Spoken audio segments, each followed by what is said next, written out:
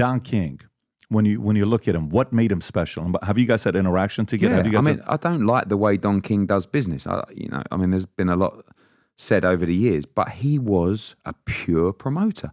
I still watch him now. He's 93. He's the same age as Bob Arum. You know, he lives down the street from me. Yeah, and Hollywood, right? Yeah, and like he's not like still promoting. He does a few shows, but even when he switches it on, I watched an interview of him the other day. I mean, his health's not in an amazing place, but I just watched an interview of him the other day because it's 50 years since the Rumble in the Jungle, and he's trying to sell a show to Saudi Arabia to do a 50-year anniversary of the Rumble in the Jungle. And I'm actually listening to him going, fuck it, I'd do it. And I'm thinking, he's unbelievable, and I'm thinking, he comes on at first and I'm thinking, oh, here he goes. Here's Don King. What's he going to say now? And then at the end of it, I'm looking at it going, you know what? Turkey Al Sheikh, who's our guy in Saudi, I think he'll probably do it. He'll probably do it. And it's, he's another guy. He's a massive legacy. What is it though? Is it charm? Is it charisma? Is it a little bit off? Is it temper? Is it competitive? Is it storytelling? Sales is a transfer of emotion, right? And that's exactly the same when you're selling a fight. It doesn't matter. If I'm selling you a photocopier and I believe in the photocopier, right? It's got the best filtration system. That paper moves so smoothly to the top and the ink never runs out. And when it does, it tells you on the LED screen. Yeah.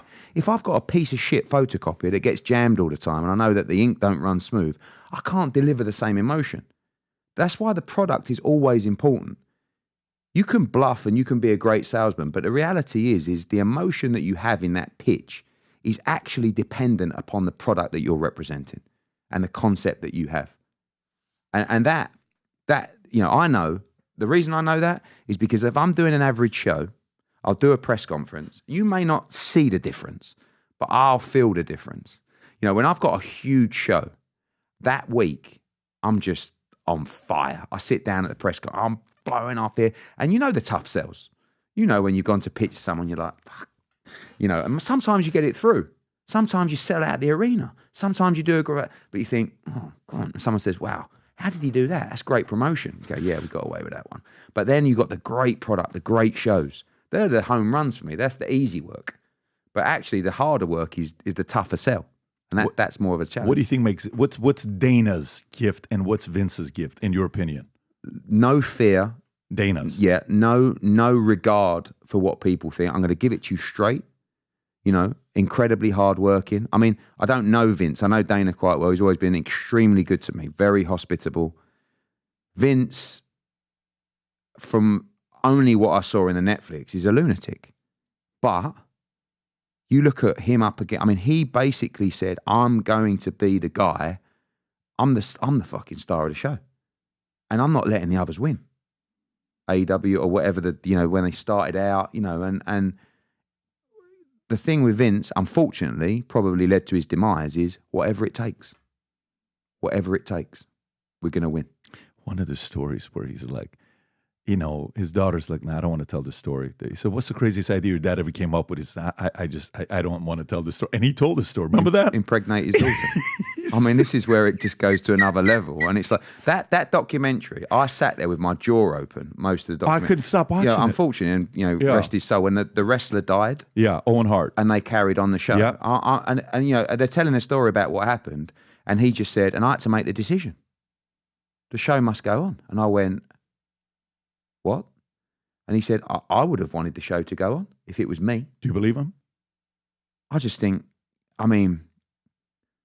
was trying to think about myself being in that situation in a live event when that happens at the show. I mean, you know how many people he would have overruled for that, to keep that show on? Like, because I know my people would be saying to me, Eddie, you have to cancel this show now. But I couldn't believe, How'd you rank that documentary? Unbelievable. I couldn't stop. Unbelievable. Two people texted me, Matt and Sheena Sapala and another Steve Avetian's like, you guys got to watch. I'm like, listen, I don't have time to sit there and watch a 6-part. Pat, just start the first one and then make the decision afterwards. Netflix allows you to watch 1.5. I can watch stuff at 3.0 because I like Spotify, but I watch it at 1.5.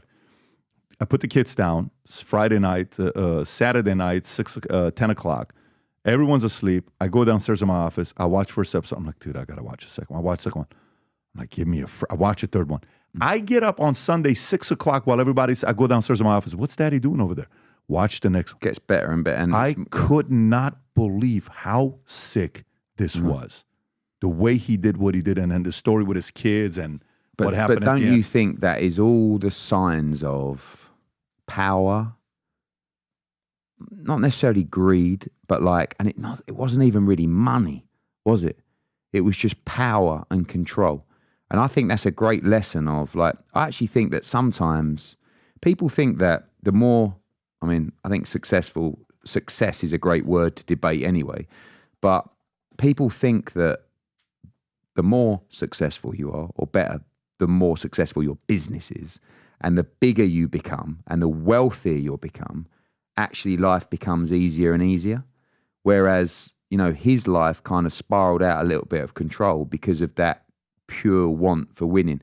And that's why, when we talked earlier about my childhood, that's actually something that I think you have to be careful of in life, because at what point do you look back? Because all it is win, win, win, win, win. You know what? If you think about the let's just say you, Vince, some of these guys, Dana, some of the guys we're talking about, the common thread is a very, very, very strong personality father. Yeah. Think about that. Where it's like, you're going to do this? Watch what I'm going to be doing. Watch what I do. Let me show you, you mother. You think you're the driver? Watch what you're going to see. And it's almost like a little bit of psychotic edge that comes from that, right? It is, yeah. I'm going to go show the world. And by the way, it doesn't happen with everybody. It's normally one of the kids, because to really go there, you have to be really going to a dark place to be willing to go through that pain. If it doesn't matter to you, and then if you don't have control over your imagination, you can really go to a bad place, and you can kind of, have a different kind of relationship with your dad. You don't want to do that. You're going to think I'm crazy when I tell you this, but the last 13 and a half years, I've been working on my first fiction book to write, ever. Fiction book to write. And while I finished this book a year ago, I got the strangest phone call about one of the characters in the book, where the guy wanted to meet with me, and he read the book. And afterwards is like, wait a minute, am I the villain in the book? This is a story about a character named Asher, who is half Armenian, half Assyrian, whose father was involved in the Iranian Revolution, linked to Savak, working with the Shah, that they escape, and he gets recruited to a secret society. When you go to the secret society, it's been around for a couple thousand years. They've developed some of the craziest leaders of all time, and they test you. There's unique tests that they have at the society where they test to see your emotional mental toughness. One of the tests that they have is very rigorous. It's purely mental. Of course, there's a physical one, but one is mental and emotional. If you're Armenian, if you're Syrian, if you're Persian, this is a book you're going to be reading and saying, holy moly, this is the kind of stuff you talk about in here? Yes. If you're somebody that's fascinated by history, this is a book for you. Characters. There's a technology that this society, secret society, builds where you go into a vault. I won't spoil it for you. When you go down, they have a technology where you get to sit down and watch and have a 3-4 hour conversation with Tupac. You can set up a debate between Karl Marx and Ayn Rand. Karl Marx is in the book, who wrote Communist Manifesto.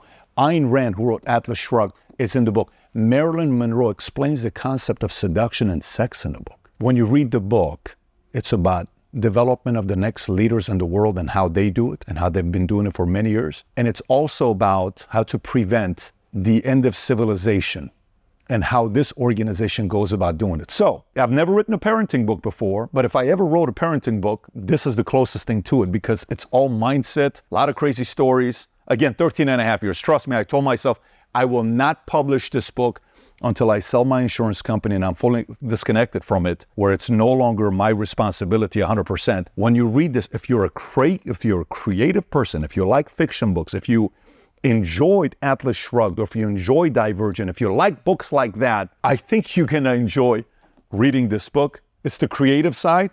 Business books is very easy. Here's how you do it. Here's how this how it works. This is very creative. If you haven't placed the order yet, now you can order it on Simon & Schuster, Amazon. I'm going to put the link up below somewhere here, maybe even in my profile. Go order the book and read it. I've never written a book where I can't wait to read your reviews to see what you think about this book. So I'm going on this wild journey, and we have some plans with this book here. If you support the things that I work on, I would appreciate you going to reading the book, order the book on Amazon, and then post a review. If you enjoyed this video, you want to watch more videos like this, click here. And if you want to watch the entire podcast, click here.